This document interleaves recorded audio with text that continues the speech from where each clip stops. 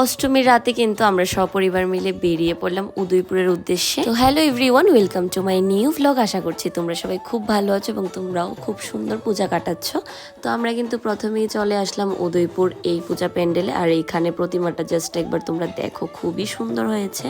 তারপরে এই প্যান্ডেলটা দেখে কিন্তু আমরা চলে গেলাম আরেকটা প্যান্ডেলে, আর এইখানে যেতে না যেতে এত পরিমাণ বৃষ্টি হচ্ছিল, তাই প্যান্ডেলের মধ্যে দাঁড়িয়ে আমরা অনেক ফটো ভিডিও তুলে মাকে দর্শন করে তারপর বেরোলাম। আর এত বৃষ্টি হচ্ছিল দেখে আমরা লাস্টে ভাবলাম যে ইউথ ক্লাবটা দেখে আর দেখবো না, তো ইউথ ক্লাবে গিয়ে মাকে দর্শন করলাম। এখানে যেরকম সুন্দর প্যান্ডেল হয়েছে ঠিক তেমনই সুন্দর প্রতিমাটা হয়েছে। আর উদয়পুর পূজা দেখার জন্য তোমরা কারা কারা এসেছো কমেন্ট করে একটু জানিও তো।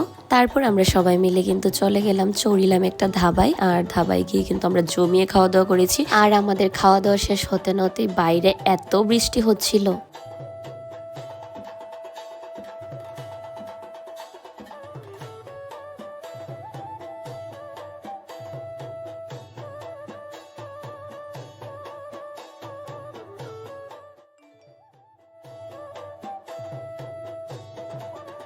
তো অষ্টমীর দিনের রাতটা আমরা এইভাবেই কাটালাম, বেশি কয়টা পূজা দেখতে পারিনি বৃষ্টির জন্য। তো আই হোপ আমার এই ভ্লগটা তোমাদের কাছে ভালো লেগেছে। তো ভালো লেগে থাকলে অবশ্যই কিন্তু আমার পেজটাকে ফলো করে দেবে, লাইক কমেন্ট শেয়ার করতে ভুলবে না। টাটা।